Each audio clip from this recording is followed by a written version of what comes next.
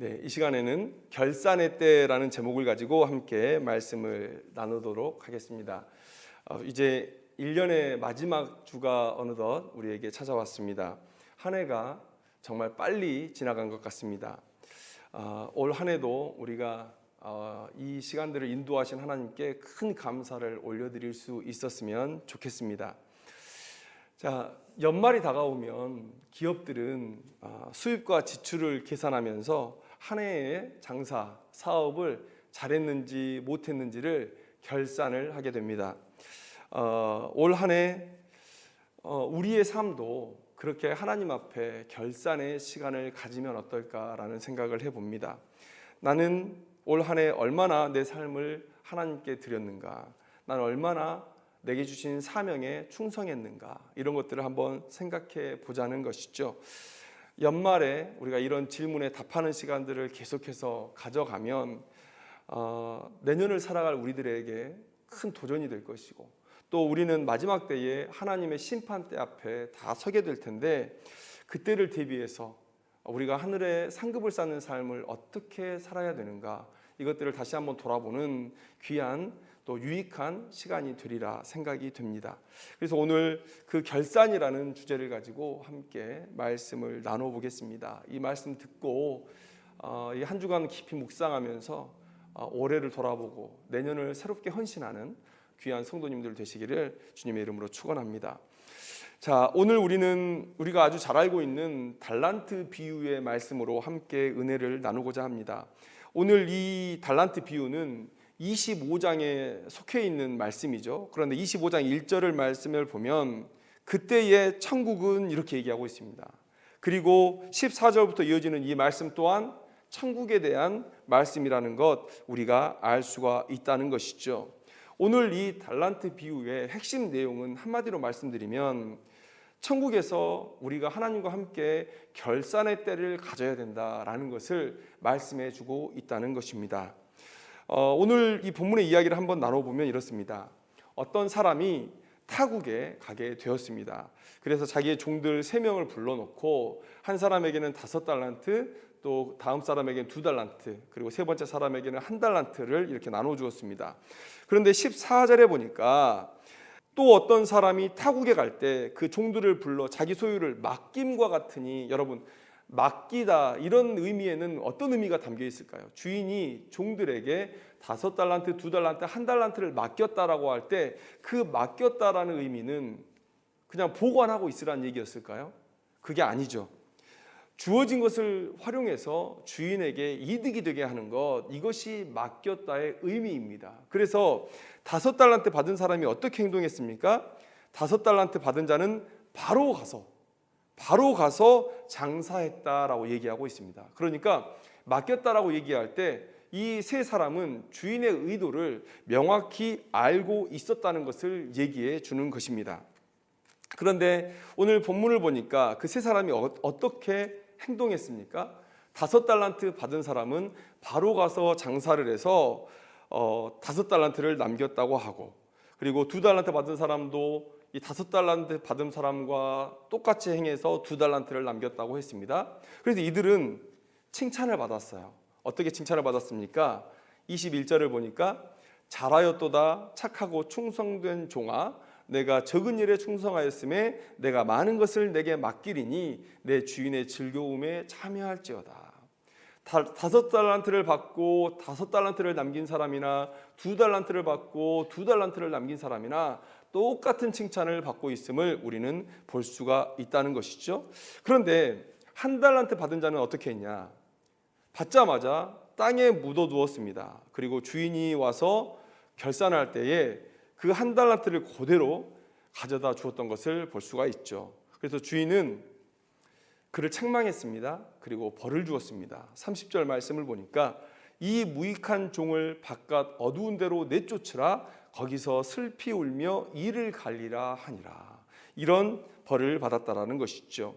이렇게 이 달란트의 비유는 우리가 마지막 때에 하나님 앞에서, 하나님의 그 심판대 앞에서 우리의 삶을 놓고 하나님과 결산할 때가 있을 것이다 라는 것을 말씀해 주고 있다는 것입니다. 여러분, 그래서 다시 한번 여러분들에게 물어봅니다. 우리는 올 한 해 하나님 앞에 정말 이렇게 결산할 자로 살아냈는가? 여러분, 이것을 한번 우리가 돌아봐야 되는 것이죠.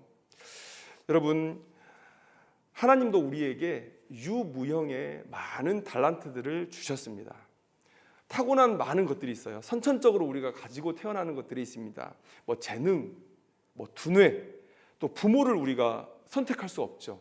어느 날 내가 태어났는데 뭐 이런 성품에, 이런 교육 수준에, 이런 재물을 가진 부모를 우리가 만날 수 있습니다. 또 이런 신앙을 가진 부모님을 만날 수 있습니다. 그런데 그와 반대의 모습을 가지는 부모를 우리가 만날 수 있죠. 이것은 우리가 선택하는 것이 아니죠. 부모, 또 내가 어느 나라에 태어났느냐. 여러분, 살아보니까 저는 사실 대한민국에 태어난 것을 참 하나님께 감사합니다. 우리가 이렇게 하나님을 드러내놓고 믿을 수 있다는 것이 가장 감사하고, 또 이 민족이 하나님 앞에 또 들어 쓰여서 이렇게 제2의 미국 다음으로 두 번째 선교사를 많이 파송하는 그런 나라에 사는 것도 감사하고, 또 뭐 다양한 것들로 너무 감사하는 게 많아요. 그런데 뭐 아프리카의 어려운 이웃들, 그들은 자신이 뭔가를 해보려고 해도 국가적인 제약 때문에 하지 못하는, 상황의 제약 때문에 하지 못하는 사람들이 많죠. 여러분, 이런 것들을 우리가 생각해 볼 때 어느 국가에 태어났느냐, 또 내가 어떤 환경에서 자라나고 있느냐, 여러분, 이런 것들도 우리가 선천적으로 가지게 되는 달란트라고 볼 수가 있겠습니다. 또 후천적으로 갖게 되는 것들이 있죠. 내가 가지고 태어난 것들을 활용해서 내가 뭔가를 개발해냈던 것들, 예를 들면 지식, 기술, 뭐 재산, 스펙, 또 내가 가진 지위, 이런 것들은 우리가 후천적인 하나님께서 인도하신 달란트다라고 말할 수 있을 것입니다. 그런데 오늘 성경 말씀은 이런 달란트들을 우리에게 주신 이유가 무엇이냐, 하나님께서 우리에게 이러한 달란트를 주신 목적이 무엇이냐, 그것에 대해서 먼저 묻고 있습니다. 오늘 본문에서 종들이 주인의 재산 증식을 위해서 수고하는 것처럼 하나님의 부르심을 받은 우리들도 내가 타고난 것이든지 아니면 이미 주신 것을 가지고 내가 개발했던 것이든지 그 모든 것이 오직 하나님의 영광을 위해서 쓰여야 된다라는 것을 오늘 성경은 우리에게 얘기해주고 있다는 것입니다. 5달란트 또 2달란트 받은 자들처럼 오직 주인의 이익을 위해서, 주인의 영광을 위해서 충성하는 것이 이 달란트를 받은 사람들이 해야 되는 일이다라고 말씀하고 있다는 거예요. 그런데 우리가 하나님 앞에 달란트를 받았음에도 불구하고 두 가지 모습으로 하나님께 죄를 짓습니다. 첫째는 뭐냐면 하나님의 것을 내 것이라고 여기는 거예요. 하나님의 것을 탐하는 거예요. 이런 죄를 우리가 저지릅니다. 달란트의 비유의 말씀을 오늘 우리가 들었는데요, 이와 비슷한 말씀이 누가복음에 10문화의 비유가 나옵니다. 아주 유사한 본문이에요. 그런데 오늘 달란트 비유에는 기록되어 있지 않은 이야기가 그 10문화의 비유에 기록되어 있습니다. 자, 10문화의 비유에서는 어떤 귀인이 먼 나라로 왕위를 받으러 간다고 해요. 그래서 이 귀인이 10명의 종을 불러서 각 사람에게 한 문화씩을 다 나눠준 거예요. 오늘 이 마태복음의 달란트의 비유는 각기 다르게 나눠줬지만 이 10문화의 비유는 다 동일하게 한 문화씩을 나눠줬습니다. 그리고 나서 여러분, 달란트 비유대로 하자면 이들은 바로 가서 장사를 해야 되겠죠. 주인의 재산 증식을 위해서 수고해야 됐을 것입니다. 그런데 그 장사하러 가기 전에 하나의 이야기가 더 포함이 되어 있어요. 그게 무엇이냐면 누가복음 19장 14절에 이런 말씀이 있습니다.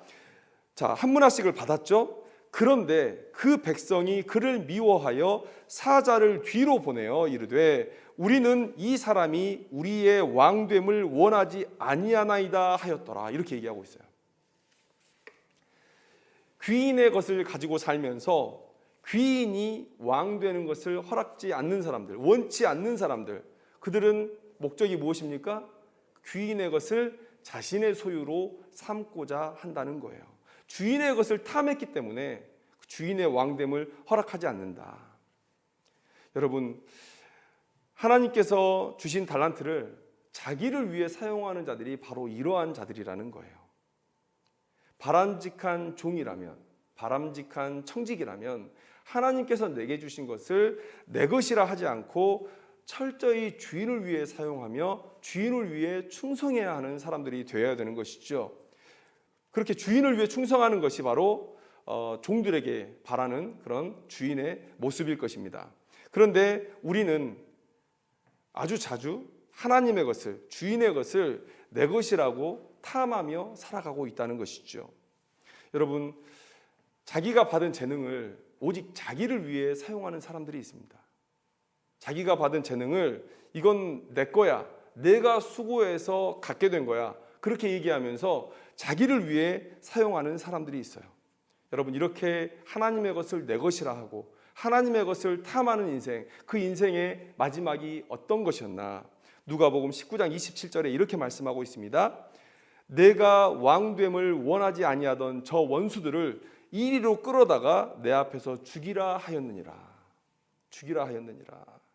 여러분, 이 무서운 경고를 우리가 들어야 되는 것이죠.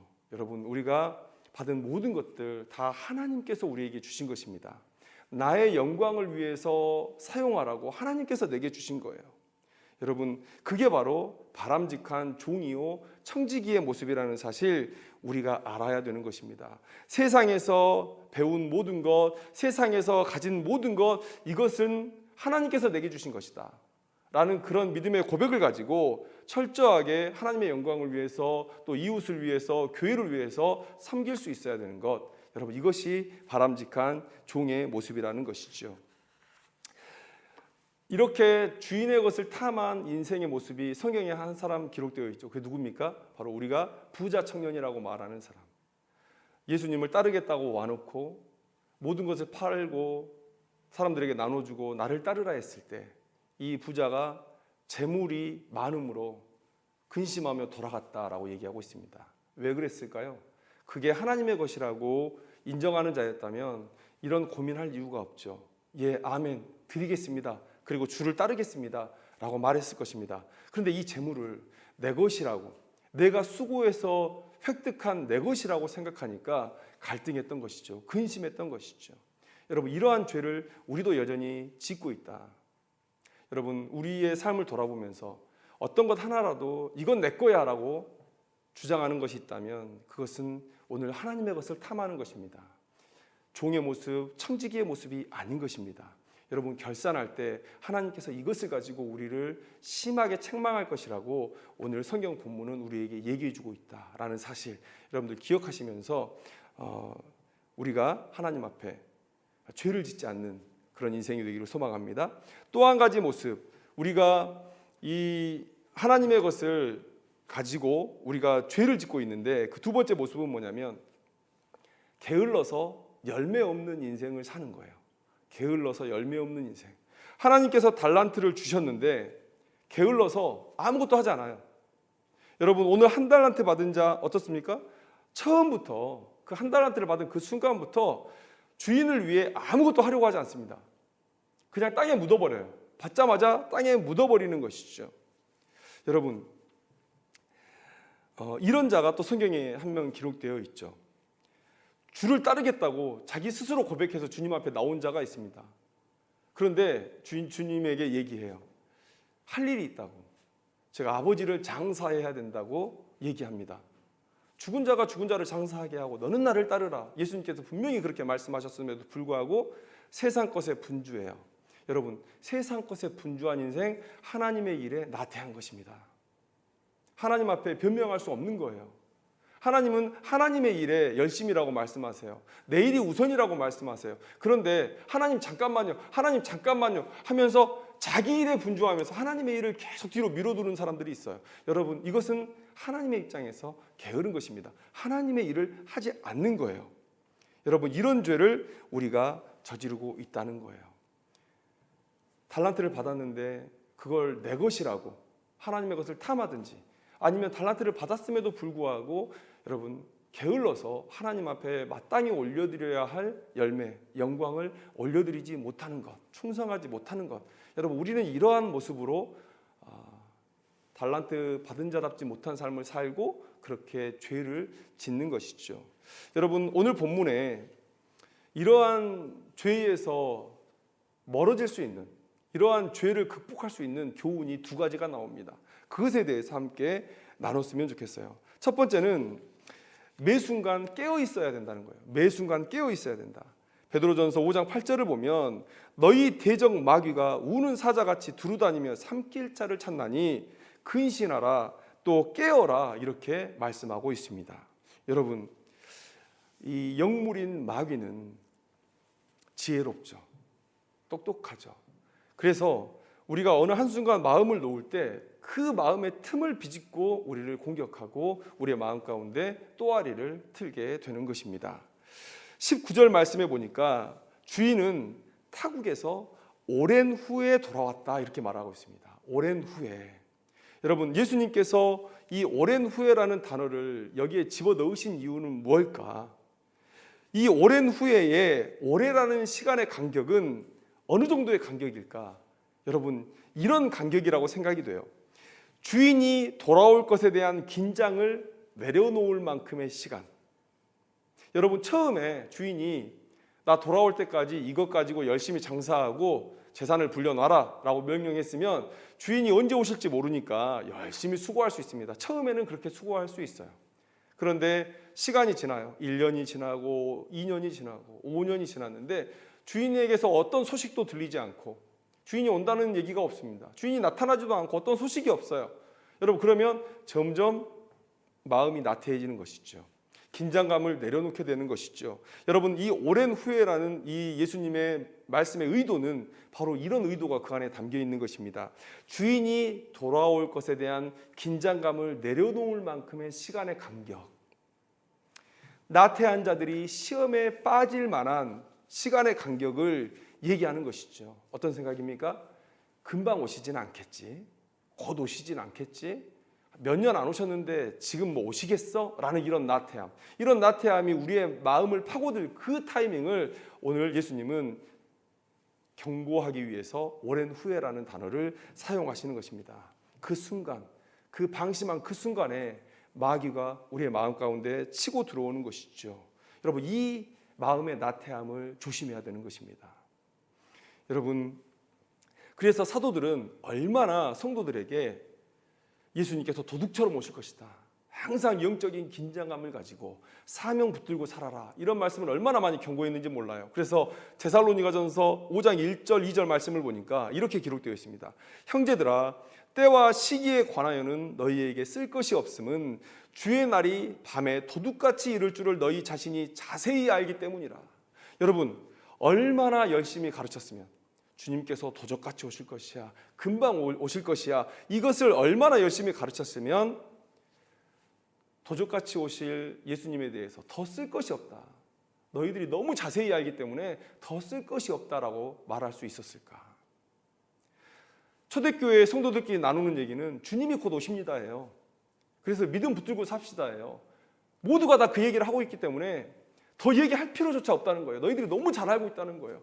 주님이 곧 오십니다. 우리 믿음 지키며 삽시다. 주님께서 우리에게 주신 모든 것 주를 위해 사용합시다. 이런 얘기가 성도들의 그냥 구호였어요.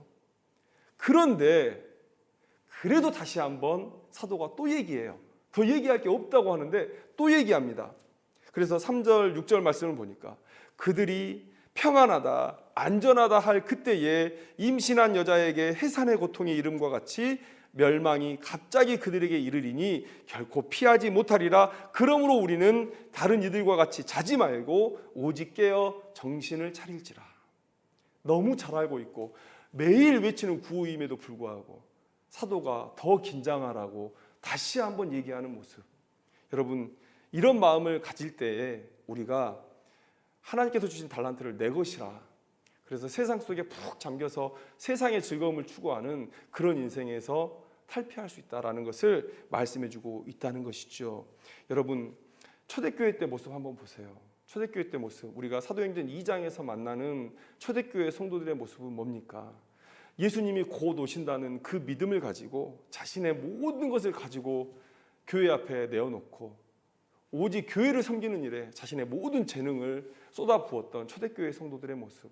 여러분, 이 모습이 하나님께서 바라시는 신앙의 모습이다라는 사실을 우리가 기억해야 됩니다.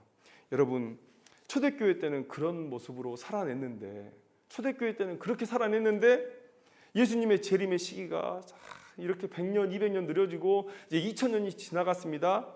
정말 예수님께서 말씀하신 대로 오랜 후회가 되었어요. 귀인이 먼 나라에 가서 왕위를 받아가지고 돌아오는 그 먼 시간, 그 오랜 시간, 여러분 지금 그렇게 시간이 흘러가고 있습니다. 여러분 혹시 우리 마음 가운데 예수님이 걱정하는 것처럼 이렇게 금방 오시겠어? 라는 이런 나태한 그런 마음이 자리 잡고 있지는 않은지 우리가 한번 돌아봐야 된다는 것이죠. 그런 생각으로 하나님 앞에 받은 달란트들을 내 것이라 주장하고 아니면 게으르게 열매 없는 인생을 살아냈다면 오늘 이 초대교회 성도들의 믿음을 다시 한번 붙들기를 원합니다. 예수님의 그 당부를 다시 한번 붙들기를 원합니다. 방심하지 말아라. 영적 긴장감을 끝까지 쥐고 있어라 라는 거예요. 여러분, 우리는 매 순간 우리에게 사명과 달란트를 맡기신 주님이 곧 오실 것이다 라는 이 믿음을 가지고 살아내야 됩니다.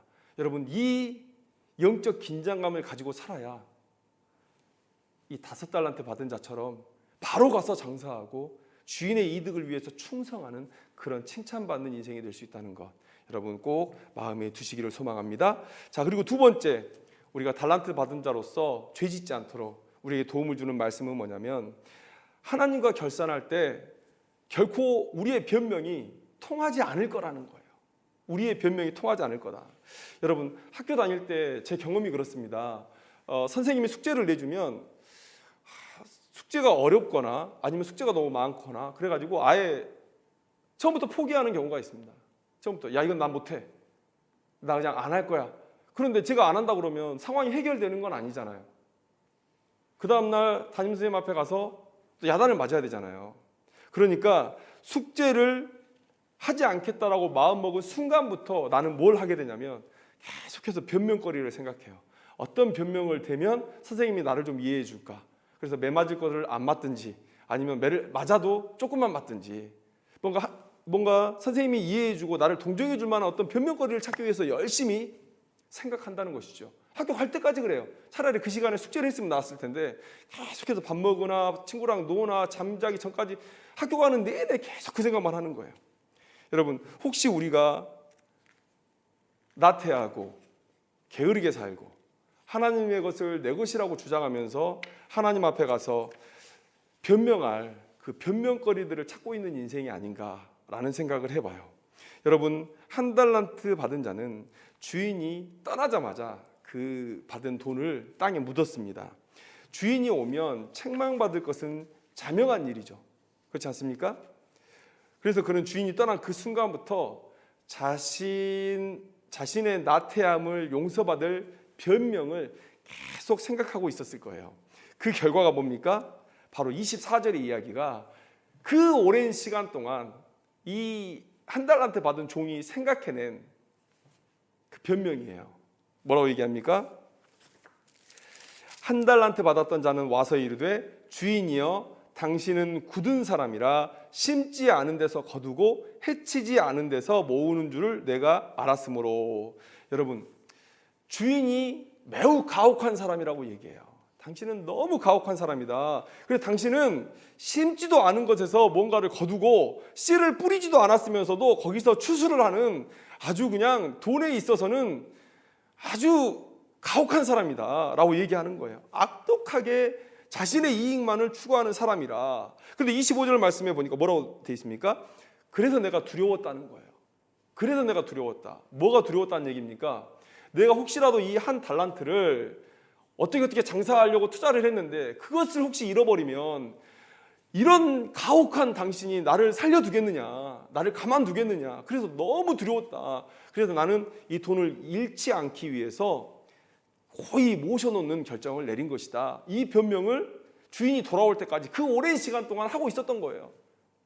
자기가 생각해낸 최고의 변명이었다고 생각할 것입니다. 그런데 주인의 논리적인 반박이 이 1달란트 받은 종의 이 변명을 완전히 깨뜨려 버려요. 여러분, 뭐라고 얘기합니까? 그렇다면 안전한 은행에 맡겨서 조금이라도 내가 이자를 취하게 하는 게 나은 방법이 아니었니? 라고 묻는 거예요. 100% 안전한 저 은행에다가 돈을 맡겨두면 최소한 내가 얼마라도 그 달란트에 맞는 이자를 받을 텐데 너는 그조차 변명할 게 안 된다라는 거예요. 이런 주인의 논리적인 반박에 한 달란트 받은 자는 유구무원이 되었을 것입니다. 여러분, 이 말씀의 의도는 무엇일까요? 하나님과 우리가 결산할 때가 되면 그 하나님의 심판대 앞에서 우리는 하나님께 어떠한 변명도 할 수 없는 인생이다라는 거예요.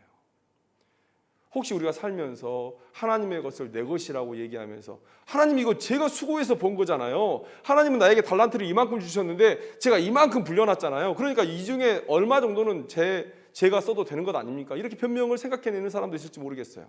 또 오늘 5달란트, 2달란트, 1달란트 받은 것처럼 아니 시드머니가 많은 사람이 돈 많이 버는 거야 당연한 거 아닙니까? 겨우 1달란트 줘놓고 제게 뭘 바라시는 하나님은 너무 가혹합니다 라는 변명을 생각하는 사람들도 있을 거예요. 여러분, 이 변명은 아까 10문화의 비유에서 완전히 깨져버리죠. 그 10명의 종들은 각각 한 문화씩 똑같이 받았습니다. 근데 그 중에 한 문화 받은 사람이 10문화를 남긴 사람이 있어요. 한 문화를 받은 사람이 5문화를 남긴 사람이 있습니다. 여러분, 그건 어떻게 설명할 거예요? 야, 같은 문화를 받고도 이렇게 충성해서 많이 버는 사람들이 있지 않니? 시드머니가 많다고 돈을 많이 번다? 이건 너의 생각이다. 하나님이 이미 그것에 대한 논리적인 반박을 하고 계시죠. 여러분, 우리는 하나님 앞에 가면 어떠한 변명도 할 수가 없다.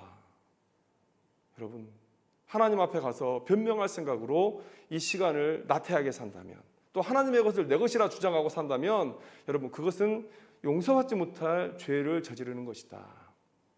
여러분, 변명할 생각 말고 내게 맡기신 사명이 무엇이고 내게 주신 달란트가 무엇인지를 잘 숙고하면서 충성하는 것, 여러분, 그것이 우리의 일이다라는 거예요. 여러분, 한 해를 보내는 마지막 주일입니다. 한 해에 마지막이 있듯이 우리의 인생에도 마지막이 있고, 그때는 반드시 우리가 하나님의 심판대 앞에 가서 하나님께서 주신 나의 삶, 하나님께서 내게 주신 달란트들을 어떻게 사용하고 얼마만큼을 남겼는지를 하나님 앞에 보여드려야 할 때가 반드시 온다는 것, 여러분, 우리가 명심해야 될 것입니다. 그때 게으르고 악한 종이라 책망받지 않도록 내게 주신 모든 달란트를 이용해서 오직 하나님께서 맡기신 사명에 충성하는 그런 귀한 인생들 되기를 주님의 이름으로 축원합니다. 기도하겠습니다.